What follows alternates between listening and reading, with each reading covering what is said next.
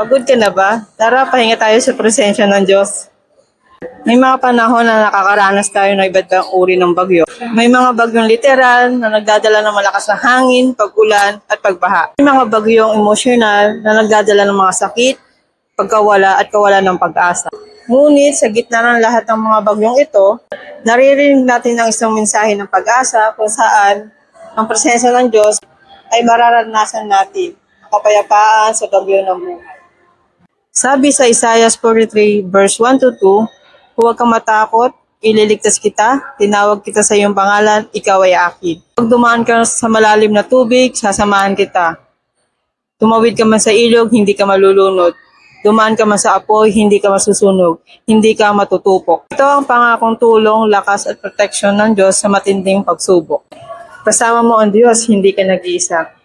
Ang tunay na kapayapaan sa gitna ng pagsubok ay nagmumula sa presensya ng Diyos, sa pananampalataya at panalangin. Hindi ibig sabihin na walang suliranin, kundi may kasama katutulong sa iyo. Sa panahon ng bagyo sa ating buhay, alalahanin natin ang kapangyarihan ng Diyos. Magtiwala tayo sa kanyang pagmamahal at pangangalaga. Hanapin natin ang kanyang kapayapaan sa gitna ng kaguluhan.